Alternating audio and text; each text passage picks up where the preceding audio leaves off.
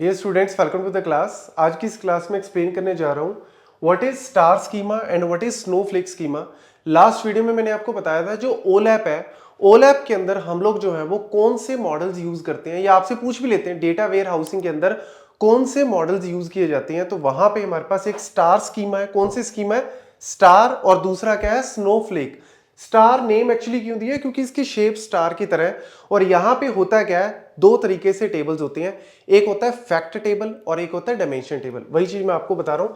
Star schema is a type of data modelling technique used in the data warehouse to represent data in the structured way. जैसे simple सा example, simple सी analogy करके दिखाता हूं। DBMS के अंदर हम data को किस तरीके से स्टोर करते हैं? टेबल्स की फॉर्म में स्टोर करते हैं ना, रिलेशंस की फॉर्म में।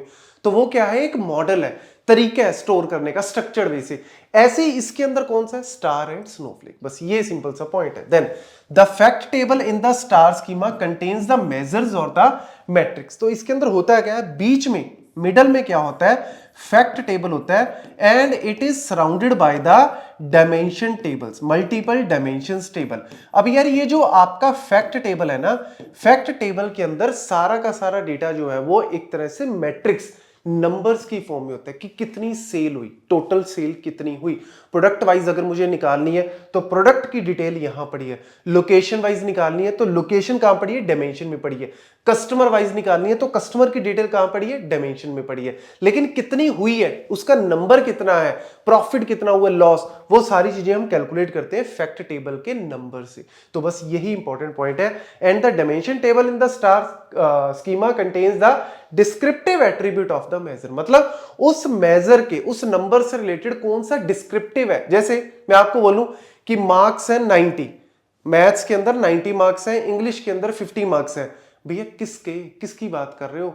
वरुण के। मतलब वो जो वरुण है, वो जो डिटेल है स्टूडेंट की, वो पड़ी है, उसका नाम, उसका फादर ने, मदर ने, वो सारी चीजें कहां पड़ी हैं? डायमेंशन टेबल में। लेकिन कितने नंबर है? 90 है, 50 है, 60 है, वो जो नंबर है वो कहां पड़ा है? फैक्ट टेबल में। ऐसे ही सेल सारी की सारी यहां पड़ी है, लेकिन वो सेल किसके कॉरेस्पॉन्डिंग है वो हम कहां पे रखते हैं? डायमेंशन के अंदर रखते हैं। एग्जांपल देख लो जी, आपके सामने है। यहां पे मेरे पास सेल्स का डेटा है किसी पर्टिकुलर कंपनी का। जैसे कंपनी के बहुत सारे मल्टीपल, पूरे ऑल ओवर वर्ल्ड जो है वो मल्टीपल जगह पे स्टोर्स है। तो सेल्स आईडी हो गया, प्रोडक्ट की आईडी हो गया, कस्टमर आईडी। ये एक तरह से क्या है? ये आपकी जो है वो की है जो यहां से रेफरेंस ले रही है। मल्टीपल जो है वो कीज है जो यहां से रेफरेंस ले रही है। जैसे कस्टमर आईडी है, ये कस्टमर आईडी कहां से ले रही है? ये आपकी एक तरह से यहां पे प्राइमरी की है, और ये आप कह सकते हो फॉरेन की है जो यहां से रेफरेंस ले रही है। ऐसी ट्रांजैक्शन आईडी, ट्रांजैक्शन आईडी यहां पे तो क्या होगी? एक तरह से आपकी की, और यहां पे ट्रांजैक्शन आईडी क्या होगी? जो यहां से रेफरेंस ले रही है, क्योंकि कनेक्ट कर रही है। और मेन यहां पे क्या है? सेल्स अमाउंट, वैल्यू बता रहा है कि भैया कितना टोटल सेल हुआ है। तो अगर मुझे लेट्स से इस तरीके से अगर कोई क्वेरी आती है कि भैया इस पर्टिकुलर प्रोडक्ट की, जिसका नेम ये है, जिसकी प्रोडक्ट की आईडी ये है, मुझे बताओ कि टोटल सेल कितनी हुई है। तो आप क्या करोगे? एक तो प्रोडक्ट डायमेंशन का यूज करोगे, दूसरा सेल का। सेल का तो करना ही करना है क्योंकि यहां पे तो नंबर है। लेकिन अगर मैं ये पूछ लूं, जैसे मैं कंपनी का मैनेजर हूं और मेरे को ये फाइंड आउट करना है, भैया मुझे ये बताओ, जैसे मैं इलेक्ट्रॉनिक आइटम्स में डील कर रहा हूं, तो मुझे ये बताओ कि ओप्पो के इस पर्टिकुलर स्मार्टफोन की, जिसकी प्रोडक्ट आईडी ये है, टोटल सेल कितनी हुई। तो आप क्या करोगे? प्रोडक्ट आईडी, प्रोडक्ट का नेम जो है वो ओप्पो स्मार्टफोन, जो भी इस तरीके से कैटेगरी, ब्रांड आपने इस तरीके से टेबल बनाया, और वहां से आप अंदर जाओगे फैक्ट टेबल, और फैक्ट टेबल में देखोगे कि टोटल मेरी सेल कितनी हुई है। तो इस तरीके से हम लोग जो है वो कैलकुलेट करते हैं। ऐसे ही अगर मुझे लेट्स से ये कैलकुलेट करना है कि मेरी कंपनी के अंदर बहुत सारे इंप्लॉइज काम कर रहे हैं, अलग अलग रीजन में काम करते हैं, मुझे ये बताओ इस पर्टिकुलर इंप्लॉई ने, जैसे मैं कैलकुलेट करना चाहता हूं at the end of the month या at the end of the year भी लगा लो, कि मुझे ये कैलकुलेट करना है कि मैं किस पर्टिकुलर इंप्लॉय को कितना बोनस देना है। अब यार ये जो बोनस होता है, जो सैलरी से अलग से दिया जाता है, वो किसके ऊपर डिपेंड करता है? जनरली सेल के ऊपर, कि किस बंदे ने कितनी सेल करवाई। तो मैं ये कैलकुलेट करना चाहता हूं कि एक पर्टिकुलर इंप्लॉय ने, जिसकी आईडी ये थी, इंप्लॉय का नेम ये था, उसने टोटल सेल कितनी करवाई। तो मैं किसका यूज करूंगा? इंप्लॉय टेबल का। भैया ये इंप्लॉय है, जिसका नाम ये है, मोबाइल नंबर ये है, डिपार्टमेंट इसमें काम करता था, और उसने ये सेल करवाई, तो मैं इन दोनों का यूज करूंगा। This is how we use the star schema. और यहां पे क्या है? वैसे तो बहुत अच्छी चीजें है, लेकिन स्नोफ्लेक के अंदर क्या किया, थोड़ा सा इसको और आगे नॉर्मलाइज कर दिया।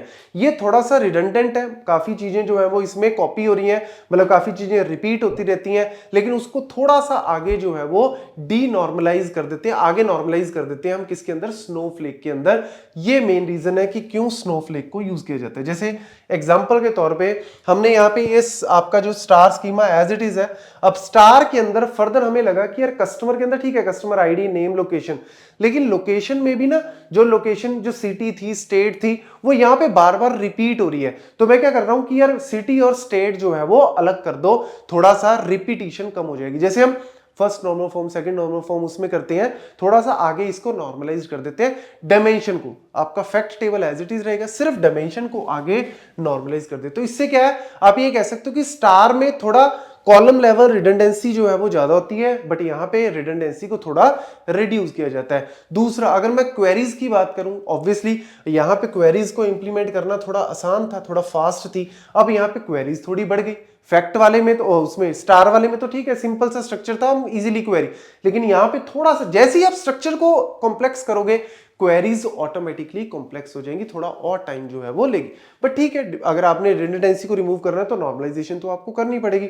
सो this is the normalised version of the star schema. जैसे एग्जांपल के तौर पे एक टेबल जो मेरे यहाँ पे कस्टमर वाला ये लिया ना, ये देखो, ये वाला जो मैंने यहाँ पे कस्टमर डायमेंशन लिया है, हमने क्या किया था, इससे पहले कस्टमर वाले में customer ID, name, location, city सारा एक ही में था स्टार के अंदर, ठीक है। तो हमने क्या किया, लेट्स से ये तो हमारा स्ट्रक्चर है, अगर मैं डेटा देखूं तो इस तरीके से कुछ डेटा होगा कि भैया कस्टमर की आईडी ये है, कस्टमर का नेम ये है, लोकेशन आईडी उनकी ये है, सिटी उनकी ये है, स्टेट उनकी ये है। तो मेरे को पता लग जाएगा कि किस पर्टिकुलर एरिया में कस्टमर ज्यादा है, किस पर्टिकुलर एरिया में कस्टमर्स मेरे कम आ रहे हैं, तो एक कस्टमर की डायमेंशन है। अब यहाँ पे हो क्या रहा है, अब देखो कस्टमर आईडी तो मेरी ऑब्वियसली यहाँ पे क्या है, यूनिक। कस्टमर का नेम भी ऑब्वियसली मैं कुछ कर नहीं सकता, कस्टमर का नेम भी अलग से है। लोकेशन जो है वो आपकी जो एक तरह से लोकेशन को, मतलब एक तरह से ये लोकेशन आईडी क्या है, इससे हम इसको डिटरमाइन कर सकते हैं। ये आपकी एक तरह से यहाँ पे की कह सकते हो इनके लिए। वैसे तो ये क्या है, आपकी एक तरह से रिपीट हो रही है, तो की नहीं है, बट ये एक तरह से आप कह सकते हो कि यार जो हम डिपेंडेंसी करते हैं ना, फंक्शनल डिपेंडेंसी, कि ये आपका जो है वो इसको डिटरमाइन करने में हेल्प कर रहा है। आप इसको ये बोल सकते हो, जैसे हम करते हैं ना x गोज टू y, हमने फंक्शनल डिटरमाइनेंसी में क्या किया था, फंक्शनल आपका जो था वो डिपेंडेंसी के अंदर हम क्या कहते थे कि x डिटरमाइंस y या y can be determined by x, तो x हेल्प करता था y को डिटरमाइन करने में। तो ऐसी लोकेशन आईडी हेल्प कर रही है सिटी और स्टेट को डिटरमाइन करने में। लेकिन अब देखो सिटी जयपुर जयपुर जयपुर जयपुर रिपीट हो रही है, अब जयपुर जितनी जगह रिपीट होगा, स्टेट भी उतनी जगह रिपीट होगा। तो मैं क्या करूंगा कि यार इसको थोड़ा नॉर्मलाइज कर दो, इनको अलग कर दो। जयपुर तो से एक ही है ना, और राजस्थान भी एक ही है, तो भैया इनको अलग कर देते हैं। कैसे, इसको थोड़ा नॉर्मलाइज कर देते हैं, वही जो हम पहले डीबीएमएस में भी कर चुके हैं, टेबल को आगे तोड़ दो। तो हम इसको क्या करेंगे, दो पार्ट्स में डिवाइड कर देंगे। ये लो जी, आपके सामने एग्जांपल है, ये वाले टेबल को हमने क्या किया, दो पार्ट्स में डिवाइड कर दिया। कस्टमर नेम, आईडी और लोकेशन को एक तरफ रख दिया, और दूसरी तरफ हमने क्या किया, location, ID, city and state. अब देखो जो ये इतनी बार रिपीट हो रहा था जयपुर जयपुर, वो सिर्फ एक बार आ गया। लखनऊ लखनऊ इतनी बार हो रहा था, वो एक बार आ गया, और उनके कॉरस्पॉन्डिंग स्टेट भी एक बार ही आ गई।